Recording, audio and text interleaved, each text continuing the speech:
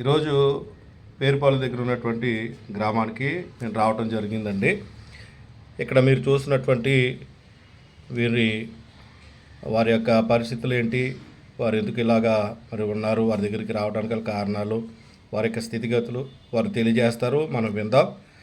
అమ్మ చెప్పండి, మీరు మీ పేరు? నా పేరు రమణండి. మాకు ముగ్గురు పిల్లలండి. ముగ్గురు అయితే ఒక అమ్మాయి చనిపోయిందండి. ఒక బాబు ఎక్కడికి వెళ్ళిపోయి 16 సంవత్సరాలు అయ్యిందండి. వస్తానని ఎదురు చూస్తూ ఉన్నామండి. మరి మాకైతే పోషణ కాలం చేసి బిడ్డ లేకుండా వెళ్ళిపోయాడు. మేము ఇలాగేదో చిన్న పని చేసుకుని ఇత్రీ పని చేసుకుని అలాగే జీవిస్తున్నామండి. అలా బతకగలుగుతున్నాము. మాకు చాలా ఒంట్లో కూడా బాగుంటలేదండి. ఇద్దరికీ కూడా చాలా అనారోగ్యంగా ఉంటుంది మాకు కూడా అండి. పని చేసిన స్థితిలో కూడా లేకుండా ఉన్నాము. ఇంకా ఇలాగ బతుకుతున్నామండి. మరి ఇంకేంటి అయ్యగారు, మీరు చెప్పండి, మీ పరిస్థితి ఏంటి? ఇంకా పిల్లోడు వస్తాడని ఎదురు చూస్తున్నారు? అదే ఆశతోటి ఉన్నామండి బాబా. ఇంకా ఇప్పుడు వస్తాడో ఏంటో తెలియలేదు. ఏది చేసి ఓపిక కూడా లేదు నాకు.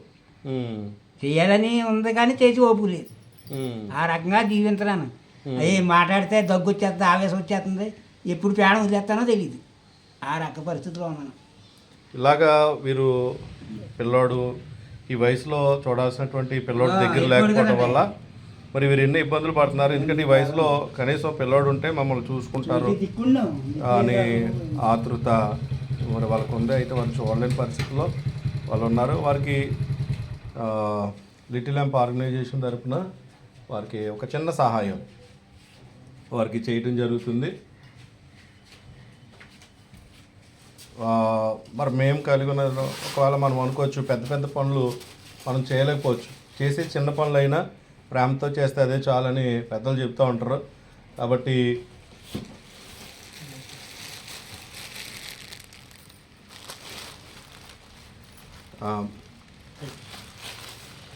వారికి మాకు తోచిన సాయం మాత్రమే మేము చేయగలుగుతున్నాం. కాబట్టి ఆ విషయంలో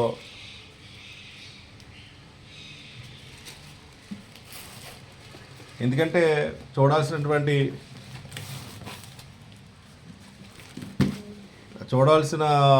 వయసులో ఈ వయసులో పిల్లల దగ్గరుండి పిల్లలు చూసుకోవాల్సినటువంటి పరిస్థితి.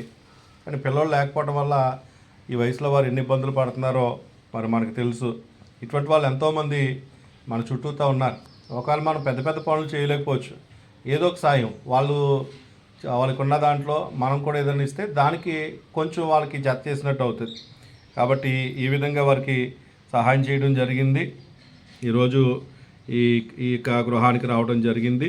కాబట్టి వీరి కొరకు ఎవరైనా మీరు జ్ఞాపకం చేసుకోవచ్చు. వీరి పరిస్థితిని బట్టి ఈ విధంగా మరి జరగడం జరిగింది. వీరి దగ్గరికి రావడం జరిగింది.